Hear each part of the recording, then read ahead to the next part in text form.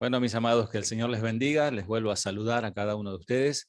Una bendición. Les seguimos todo el tiempo las transmisiones. Cuando tenemos algún tiempo, nos ponemos en familia a escucharles y es una enorme bendición.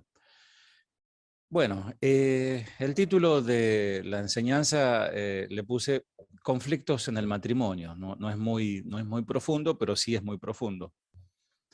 Y hablando de sana doctrina, como hablábamos recién con el pastor David, cuando se menciona la expresión sana doctrina, algunos imaginan que se trata de tener conocimientos, ¿no? Profundidades de ciertas cosas. Por ejemplo, saber de memoria el catecismo de, no sé, de Ciudad Gótica, o haber leído los 45 tomos del reverendo super archinombrado Roger Rabbit, o saberse los 5 puntos doctrinales de John Connor. Entonces, y más cuando son nombres así, sajones, como que parece que son más importantes, ¿no?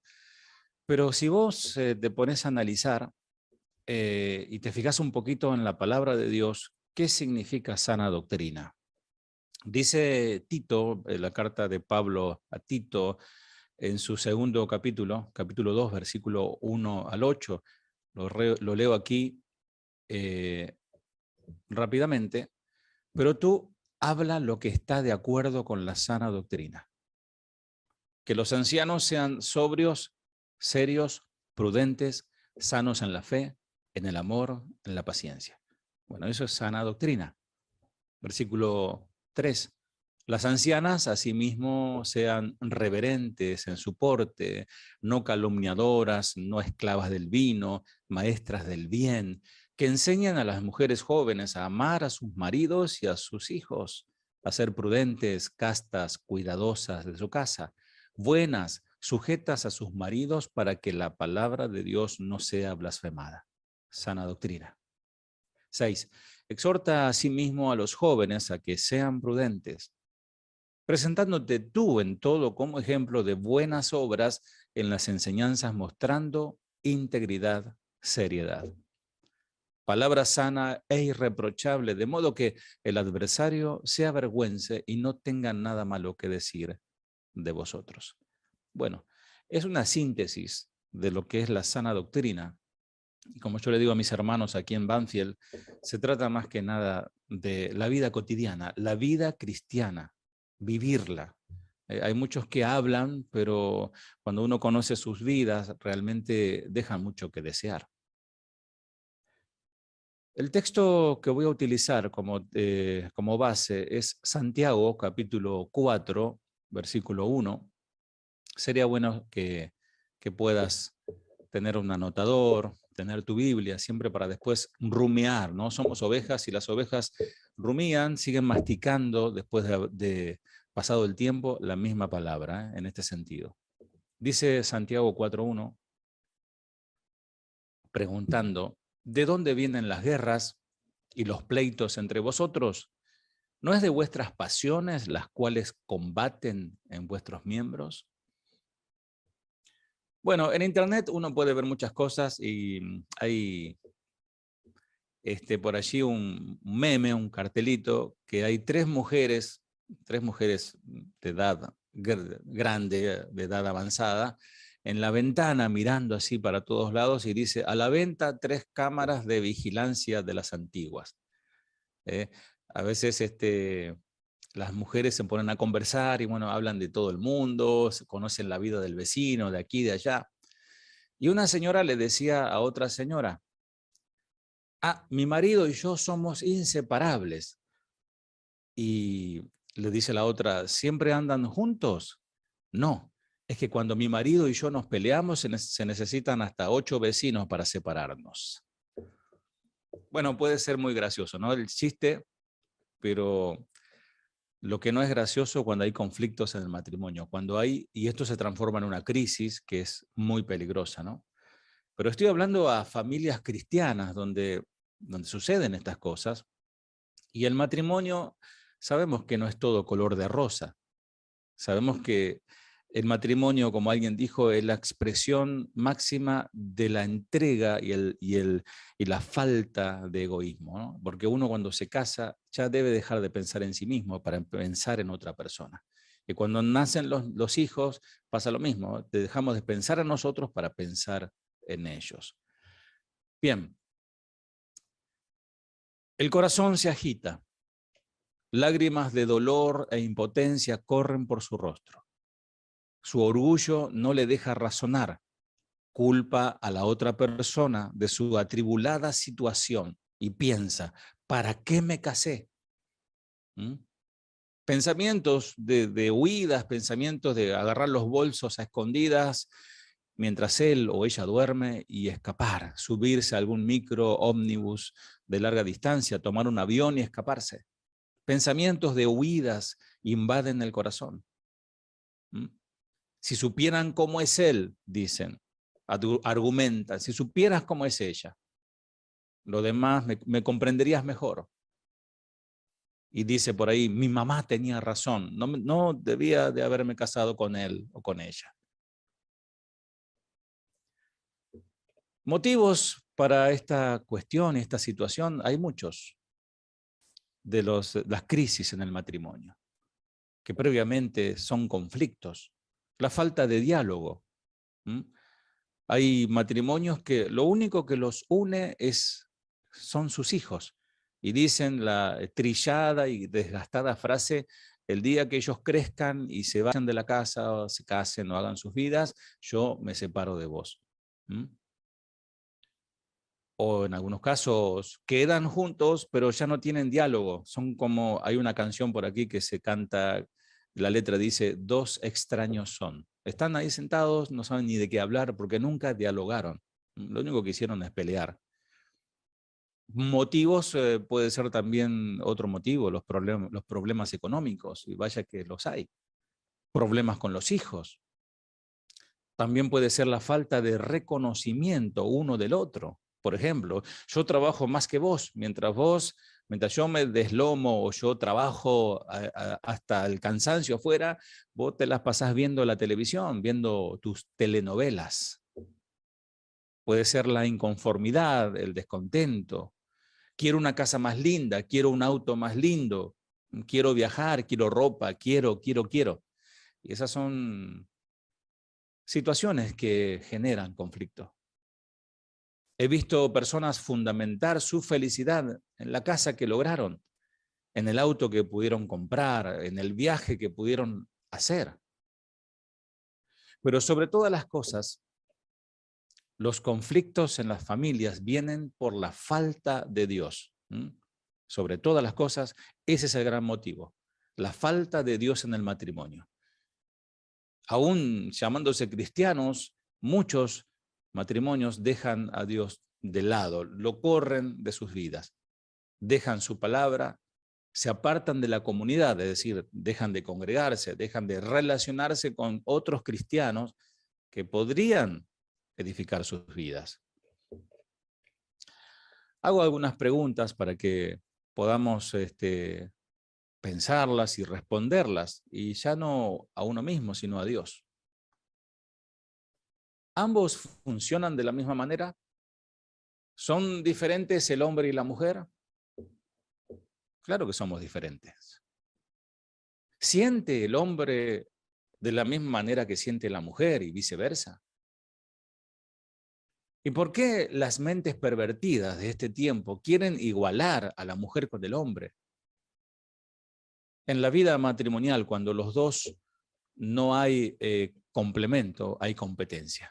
Repito, en la vida matrimonial, cuando entre los dos no hay un complemento, no conforman el plan y el diseño de Dios, comienza a haber competencia uno del otro. Dice el conocido texto Amós, capítulo 3, versículo 3, ¿andarán dos juntos si no estuvieran de acuerdo? Es decir, si dos personas andan juntas es porque están de acuerdo. Amós demuestra que cómo estos dos sucesos pueden interrelacionarse y usa para ello una serie de preguntas retóricas. Una vez que el primero de los eventos suceda, el segundo también lo seguirá. Es decir, el acuerdo y andar. Uno anda con alguien porque está de acuerdo. En fin, hay crisis en las familias porque papá y mamá no están de acuerdo en algunas áreas de la vida matrimonial y familiar. Y los desacuerdos generan conflictos, y los conflictos, cuando se atienden o no se atienden a tiempo, generan amargura, resentimientos, odios, deseo de venganza, y finalmente se agrieta ese matrimonio y se destruye. Por tal motivo, meditemos nuevamente en lo que nos dice Santiago, capítulo 4, versículo 1, y pregunta ahí el escritor: ¿de dónde vienen todos los conflictos y peleas que hay entre ustedes? Dice esta versión. Vienen de ustedes mismos, de sus deseos egoístas, que siempre están librando una guerra en su interior. Ustedes desean las cosas, pero no las consiguen. Su envidia puede llegar hasta el extremo de matar, y aún así no consiguen lo que quieren. Por eso discuten y pelean. No consiguen lo que quieren porque no se lo piden a Dios. Y cuando le piden a Dios, no reciben nada, porque la razón por la cual la piden es mala, para poder gastar en sus propios placeres. Y dice el versículo 4, gente infiel, ¿no saben que amar al mundo es lo mismo que odiar a Dios? El que quiere convertirse en amigo del mundo se convierte en enemigo de Dios. Siempre, mis amados, son dañinos los conflictos, las peleas, las disputas entre personas.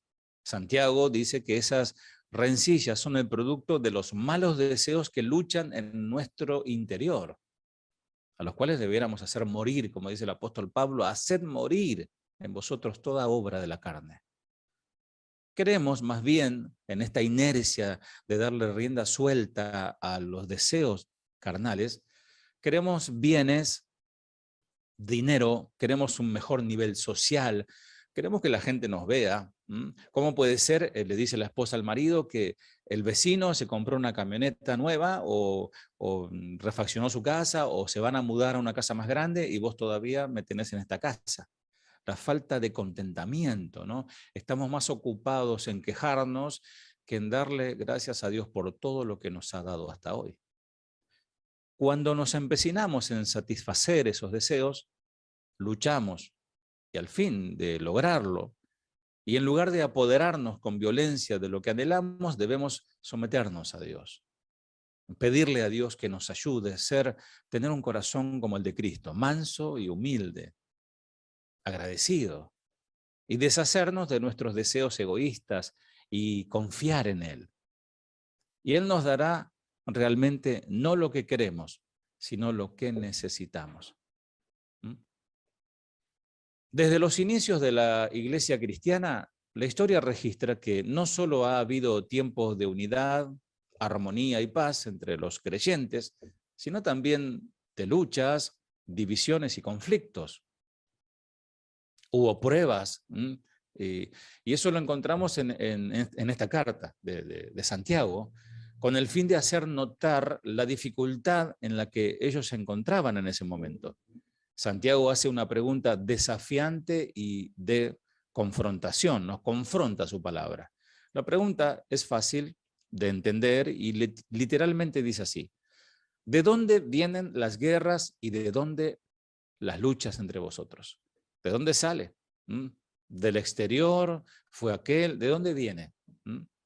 Dicho de otro modo, ¿qué está motivando, apliquémoslos al hogar, al matrimonio, las luchas? ¿Qué está motivando los pleitos y los conflictos entre ustedes?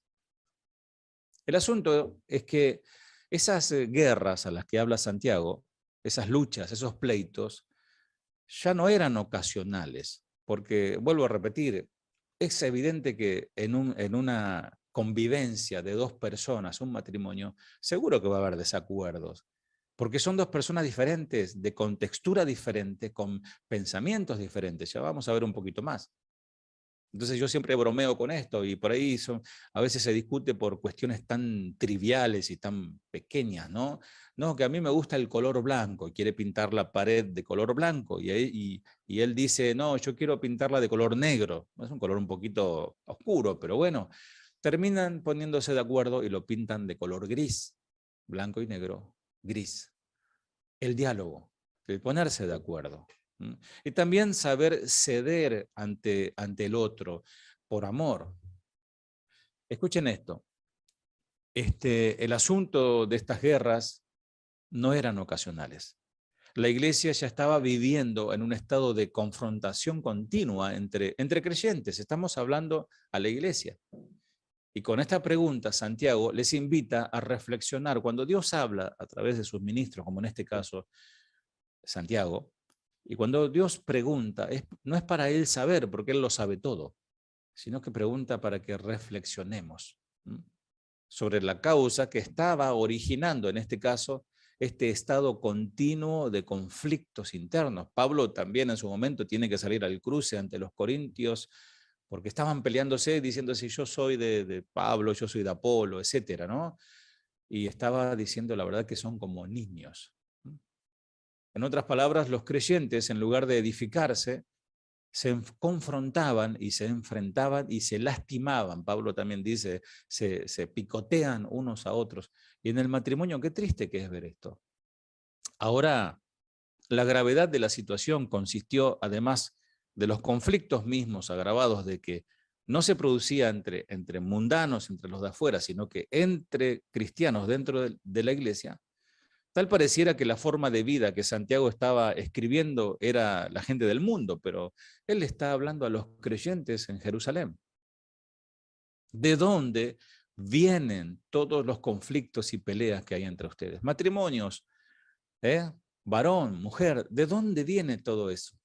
Que genera un malestar y nuestros hijos nos están viendo. Alguien dijo por allí, los hijos son nuestros jueces, que el día de mañana dirán, hablas muy bonito, predicas muy lindo, quizás hasta predica el varón, quizás ella sirve en la iglesia, pero en la casa es todo lo contrario. Entonces les estamos dando un mensaje contaminado, muy peligroso, porque ellos decidirán dejar de ser hipócritas e irse directamente al mundo. Ahora, cuando alguien no quiere asumir su responsabilidad en un conflicto, porque ese es un tema que se da mucho entre cristianos y nosotros como pastores lo vemos muy seguido. La falta de pedir perdón. ¿Cómo le cuesta a muchos pedir disculpas, ofrecer disculpas, pedir perdón? Ahora, cuando alguien no quiere asumir la responsabilidad en un conflicto, primero buscará hacerse la víctima de la circunstancia, decir, yo estoy sufriendo, o sea, sentirse la víctima. Segundo, buscará a alguien a quien echarle la culpa. Vos sos igual que tu padre, o seguramente, o tu hijo que salió a vos, etcétera, ¿no? Y tercero, eludirá a toda costa tratar el asunto y empezar a guardar rencor, a guardar odio, hasta bronca. Pero notemos que Santiago menciona la procedencia de los conflictos y la pone al descubierto, que es lo que hace la espada, ¿no? Que penetra, que saca todo lo que hay adentro. Y ahí nos dice, o nos plantea la respuesta en forma de pregunta. No es de vuestras pasiones, las cuales combaten en vuestros miembros. Más literalmente dice, ¿no es de allí, de los placeres de ustedes que batallan en sus miembros? Bueno, veamos un poquito qué son las pasiones. La palabra del griego para pasiones es edoné, que se traduce como placer, deleite, gratificación de los deseos naturales puestos por Dios, pero también de los deseos pecaminosos ya pasando la barrera de lo que Dios permite, ¿no? La palabra del griego edoné también viene de la misma raíz hedonismo, que es la doctrina que proclama que todo tipo de placer de la naturaleza humana es bueno para el mejoramiento de la vida, como los epicúreos de los tiempos de Pablo, ¿no? Que buscaban el placer y echaban fuera todo lo que molesta al ser humano, el dolor, etc. La diferencia entre un cristiano y un no cristiano no está en el hecho de que los cristianos no debiéramos tener problemas por ser cristianos, sino que en los cristianos debemos saber cómo manejar y resolver esos problemas y conflictos que sí van a haber. Si vos sos una doncella, si sos una señorita que está de novia y está por casarse, o sos un varón que también estás en esta situación, pensá en esto. La palabra del Señor dice que aquel que oye su voz y obedece será como un hombre que plantó su familia, su casa sobre la roca. ¿Mm? Y el que oye y no obedece será como aquel que edificó su casa sobre la arena. Y nos está diciendo aquí el Señor que los problemas van a venir.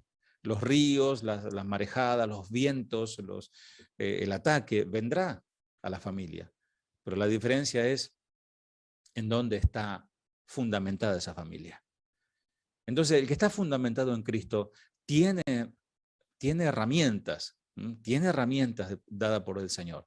Tenemos al mismo Señor, el mismo Espíritu Santo morando en los corazones de la familia, y tenemos la palabra de Dios. Tenemos herramientas como la oración, y debemos saber cómo resolver las situaciones y que esas situaciones no nos manejen a nosotros, sino que nosotros podamos manejar esas situaciones.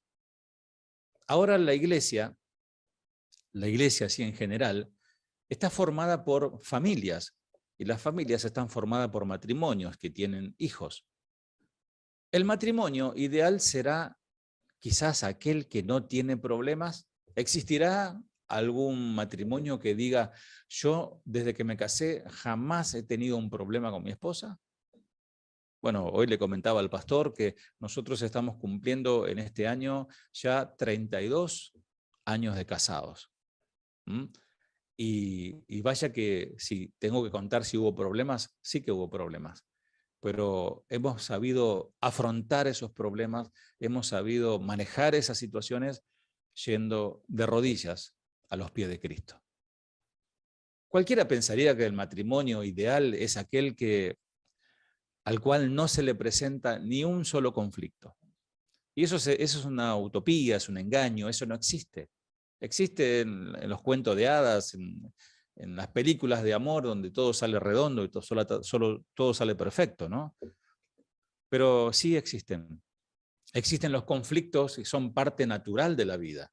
De hecho, el Señor nos dejó una promesa que muy pocos la leen. Dice, en el mundo tendréis aflicciones. Más que una promesa, bueno, es una afirmación de lo que va a pasar.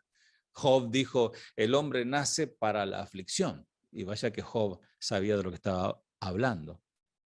El conflicto es una realidad ineludible en cualquier relación interpersonal. No sé si ustedes habrán tenido la posibilidad, yo la verdad que no pierdo el tiempo en eso, pero cuando comenzaron, sí, uno tiene un poquito de curiosidad a ver de qué se trataba. Esos programas que le llaman el Gran Hermano, ¿no? Que son grupos de personas que los confinan en un lugar, tienen que convivir, y al principio todo muy lindo, todo hermoso, pero después que comienzan a pasar las horas y los días, empiezan los problemas y los conflictos.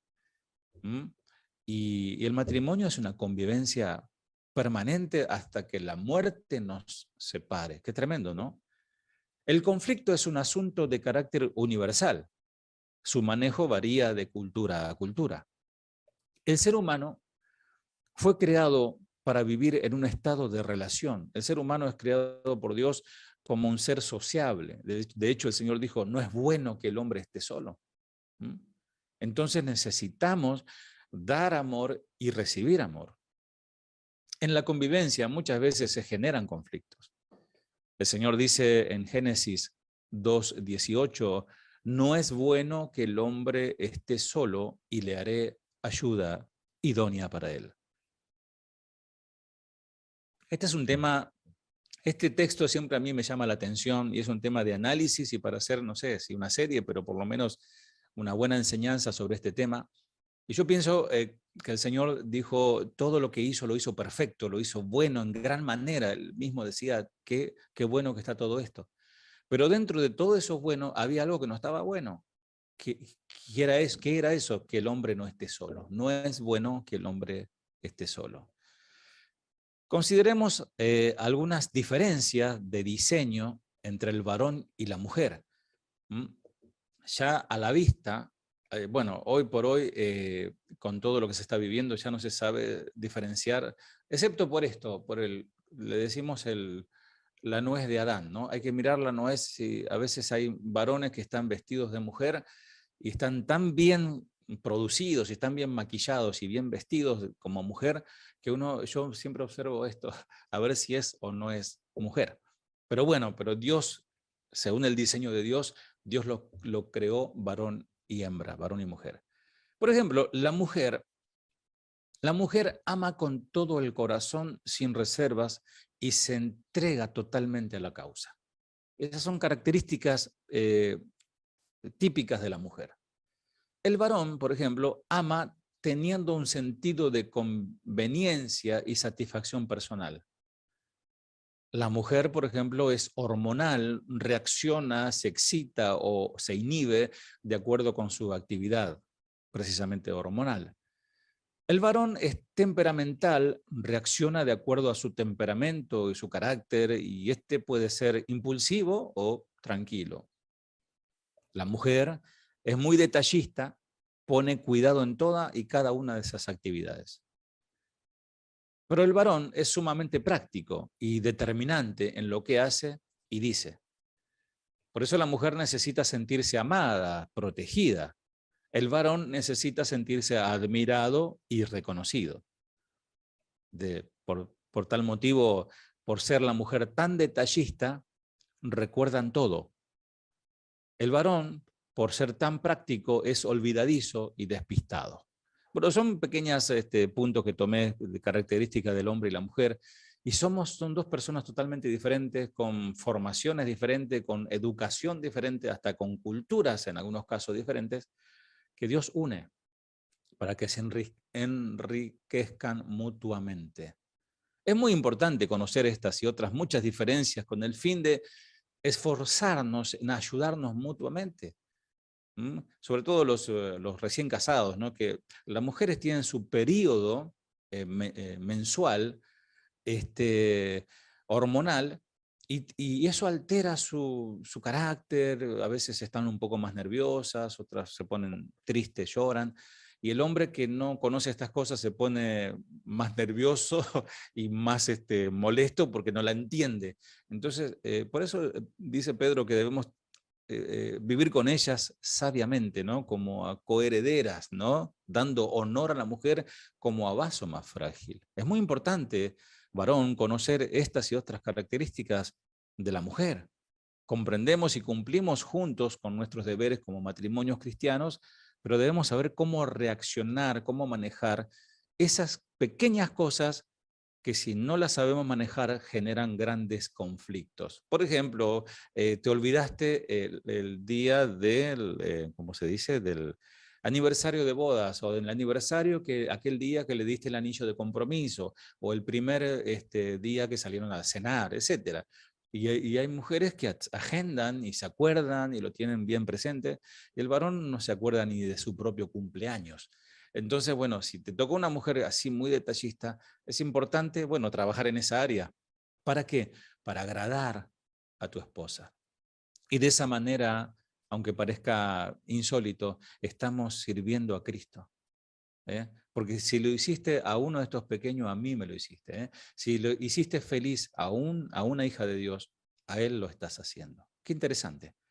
Vosotros, maridos, igualmente vivid con ella sabiamente, dando honor a la mujer como a vaso más frágil y como a coherederas de la gracia de la vida. O sea que no hay diferencia, para que vuestras oraciones no tengan estorbo. A veces no recibimos respuesta de Dios, estamos, como decimos, trabados, o tenemos un problema que no avanzamos, es porque hay una cuestión ahí matrimonial.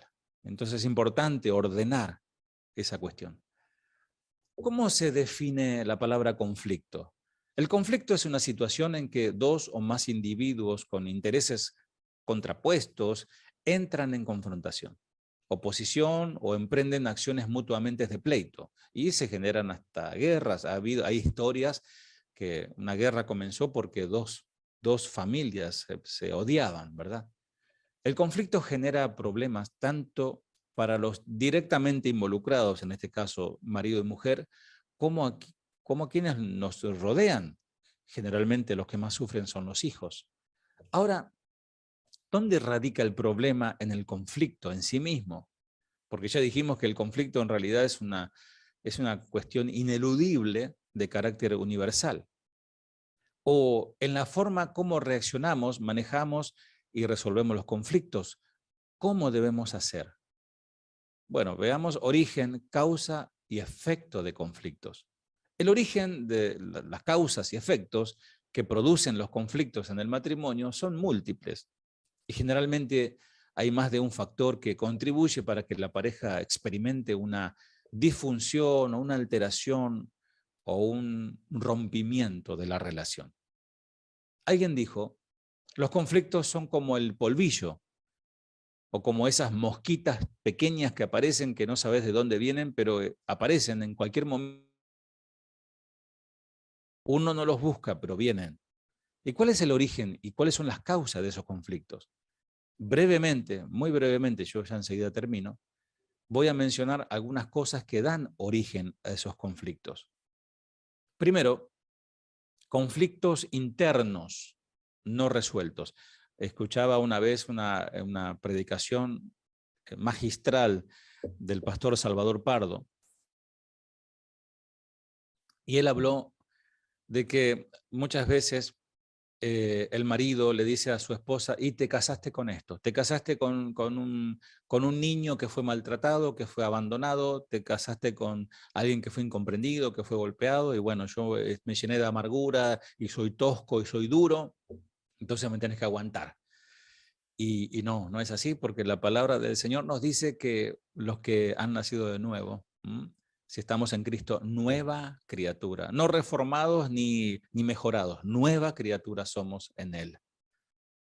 Y uno de los factores que origina los conflictos en el matrimonio son los problemas internos no resueltos y que tienen que ver con aquellos asuntos que hemos venido almacenando por años, quizás de la infancia, en el corazón, y que van determinando nuestro comportamiento y nuestro carácter.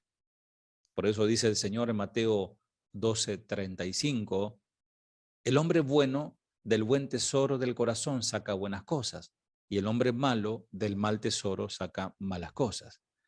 Y dice Jeremías, el archiconocido texto Jeremías 17:9, engañoso es el corazón, más que todas las cosas, y perverso, ¿quién lo conocerá?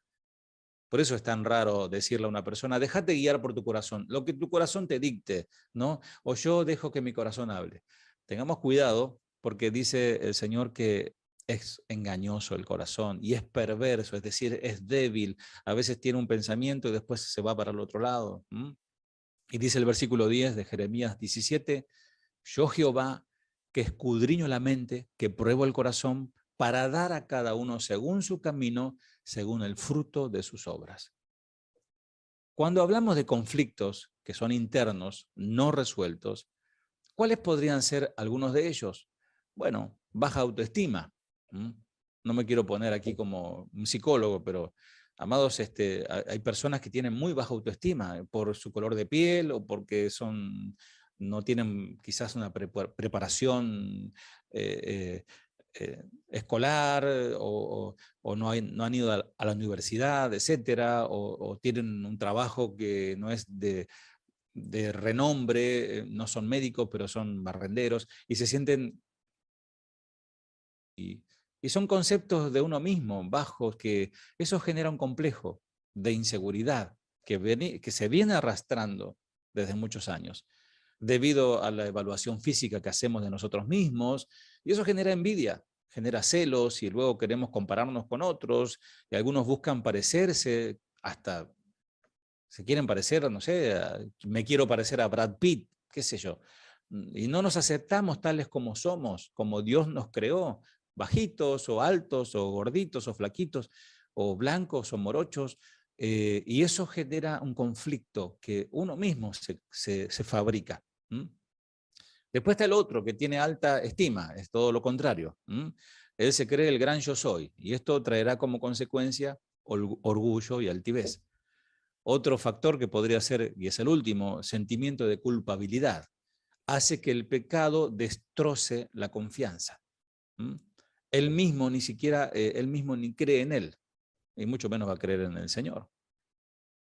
Dice Colosenses capítulo 2, 13 y 14, y a vosotros, estando muertos en pecados y en la incircuncisión de vuestro corazón, os dio vida juntamente con él, perdonándoos todos, ¿podés repetir conmigo? Todos los pecados, anulando el acta de los decretos que había contra nosotros, que nos era contraria, quitándola del medio y clavándola en la cruz. Es decir, la obra de la cruz, allí en el Monte Calvario, nos hizo que nos limpiara y que nos perdonara de todos los pecados. No que los tapara, como antiguamente se tapaban los pecados por el corderito que se sacrificaba, sino que Cristo vino a limpiarnos y hacernos una nueva persona.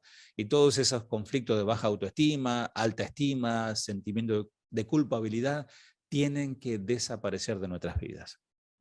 Porque si no viene la depresión causada por heridas no sanadas, resentimiento, amargura, que hacen que una persona pierda la objetividad y provoca aislamiento. Ni la esposa lo puede entender, o ni el esposo la puede entender.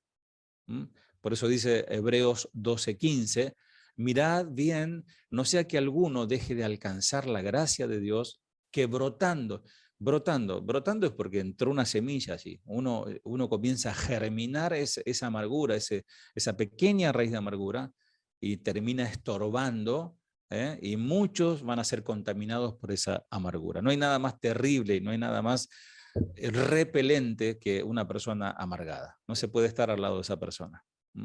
Entonces, imagínense la relación matrimonial. Hay circunstancias o personas externas al matrimonio que también causan problemas. Existen circunstancias o agentes externos que pueden generar conflictos en el matrimonio. ¿Y cuáles podrían ser algunos de ellos? Brevemente, pueden ser personas que se involucran con comentarios, con chismes, rumores que afectan la relación.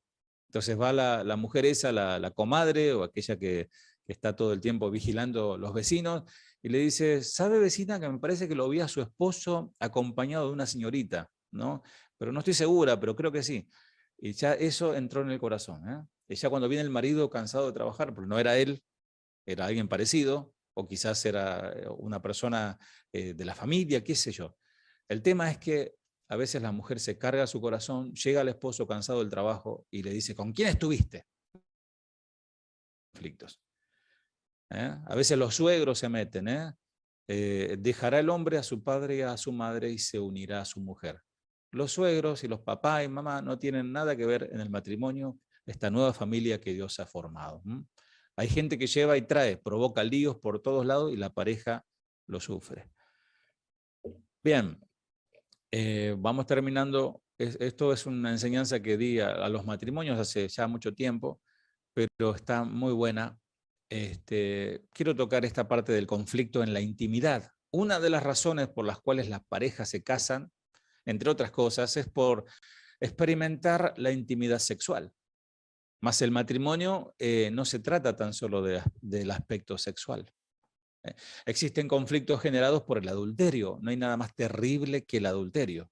Considerando que la práctica del adulterio cada vez más es una cuestión común, y estoy hablando de la iglesia, por favor, que el Señor tenga misericordia y que nosotros tengamos un corazón atento a su palabra. Es importante que meditemos como parejas. Las consecuencias de la Biblia establece qué es lo que cometen, qué pasa con los que cometen adulterio. Dice, por ejemplo, Proverbios 6, 27 al 29, si te echas brasa en el pecho, te quemarás la ropa. Si caminas sobre brasas, te quemarás los pies. Si te enredas con la esposa de otro, no quedarás sin castigo. Dice el versículo 32 y 33, mas el que comete adulterio es falto de entendimiento, corrompe su alma el que tal hace. Heridas y vergüenza hallará, y su afrenta nunca será borrada. Amados, este es un punto para poder también desarrollar una enseñanza tremenda sobre el adulterio. ¿Puede algún matrimonio sobrevivir al adulterio? Bueno, si respondiste que sí, se puede preguntar cómo. ¿no? Sabemos que para Dios no hay nada imposible. Yo he visto matrimonios restaurados después de un adulterio descubierto, ¿eh? Porque generalmente se arrepienten porque se lo descubre. Más dice las Escrituras que la afrenta jamás será borrada. Es como cuando una piedra te pega en el parabrisas del auto. Fue tan solo una línea muy delgada que, la verdad, muy chiquita, que se puede salvar el vidrio, no hace falta cambiarlos, pero cada que mires esa rajadurita, te vas a acordar de aquella piedra. Por eso es tan importante ser fiel en el matrimonio, ¿no? Nunca romper ese pacto que hicimos delante de Dios y delante de aquella mujer, de aquel varón y delante de toda la iglesia. Por eso, solteros, yo insisto, si te vas a casar, es para toda la vida. Es un contrato por muchos años. Si tenés 20 años, es un contrato de 60, 70 años para todo el viaje, para toda la vida. Así que pénsalo bien. Y casados, renueven sus votos de fidelidad con tu esposa. Y termino con esto. Es a través de conflictos que llegamos a conocernos como realmente somos. Por eso un conflicto bien manejado llegará a ser saludable para cualquier matrimonio. Repito, un conflicto bien manejado en Dios llegará a ser saludable para el crecimiento, la maduración. ¿Viste cómo se prepara un cuchillo, una espada? Para que sea templado, pasa por el yunque, se lo golpea con la masa a ese hierro candente, se lo pone al fuego, después se lo pone al agua y se le sigue golpeando y se lo pone al fuego, y ese proceso continúa hasta que ese acero está bien templado. Entonces, el fragor de las pruebas, de las situaciones y de los conflictos es como ese fuego. El Señor permite que pasemos por esas situaciones y después nos lleva al descanso de su palabra, de la caricia de Dios, y otra vez vamos al fuego, y así se va templando nuestro carácter y nuestro matrimonio comienza a madurar. Aun cuando el conflicto es ineludible, sus consecuencias no tienen que ser destructivas. Tenemos que aprender a manejar esos conflictos, enfrentarlo, pero de la manera de Dios, a la manera de Dios.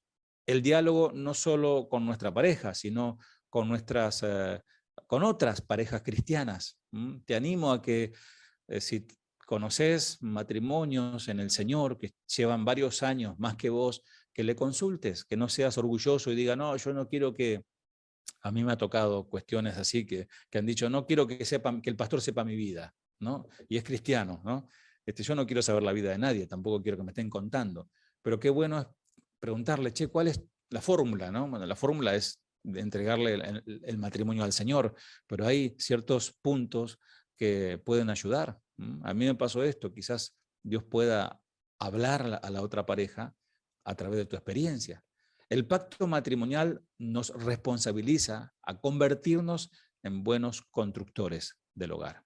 Si Jehová no edifica la casa, en vano trabajan los que la edifican. Así que, amado, amada, es inútil y es en vano tratar de construir un hogar sano si no está Dios en nuestro corazón, en nuestro hogar. Entonces, termino. ¿Cómo podemos asegurarnos de que estamos edificando en Dios? Y de la única manera que podemos asegurarnos que estamos edificando sobre la verdad de Dios es tomando el tiempo para leer su palabra, para orar juntos en el matrimonio, orar individualmente, pero orar juntos, tener devocional, un culto familiar con la esposa, los hijos, y sobre todo esa responsabilidad cae sobre el varón, quien es el pastor de cada hogar. Como cristianos fieles tenemos que asegurarnos que el cimiento de nuestra vida sea Cristo, de la única manera que sea sólida, para que lo que edifiquemos no sea fácilmente destruido por las circunstancias o situaciones que se van a presentar. Si no se presentaron, te aseguro que se van a presentar. Te lo profetizo, va a haber problemas. Y si no estamos edificando encima de la verdad de Dios, entonces no estamos haciendo nada. Y por mucho que nos esforcemos en tratar de cubrir todas las necesidades, vos podés ser un varón que tengas bien a tu familia, un buen techo ropa, estudio, alimento, auto, etcétera, vacaciones, si no edificas tu hogar en Cristo, esos conflictos en el matrimonio te van a golpear muy fuerte. Así que podés decirle a tu esposo o a tu esposa, si está a tu lado, edifiquemos nuestra familia en la verdad de Cristo. Vamos a orar y darle gracias al Señor por esta oportunidad que nos dio a todos nosotros de reflexionar a través de su palabra. Señor amado, te damos gracias por tus abundantes misericordias. Yo te agradezco personalmente, Padre, por esta oportunidad que tú me das a través del pastor David Guevara, Señor. Te pido tu bendición sobre su vida, Señor. Bendice su matrimonio, Padre. Bendice a los pastores, a David y a Mireya, Señor amado. Tu bendición como lo estás haciendo hasta ahora y aún más, Señor amado, para que ellos puedan impactar en aquel lugar donde tú le pusiste, Señor. Impactar la sociedad, impactar las vidas, Señor. Transformar los matrimonios, Señor, a través de la espada de tu palabra, Señor. A través de la obra de tu Espíritu, Señor, y a través de los dones, Señor, que tú has dado a la iglesia, Padre, que se manifiesten, que haya, Señor amado, milagros, que haya, Señor amado, poder, Señor amado, manifestado en aquella iglesia de Casa de Oración Houston. Te pido por cada matrimonio, Señor, que ha escuchado esta enseñanza, que pueda tomar consejo y aplicarlos a su vida, Señor. Gracias, Padre, en el nombre de Jesús. Amén. Seguro, pues muchas gracias, Pastor Jorge, que Dios les bendiga, Dios les bendiga a todos, que pasen una muy buena noche, que descansen, nos vemos en la próxima reunión en Casa de Oración Houston. Dios les bendiga.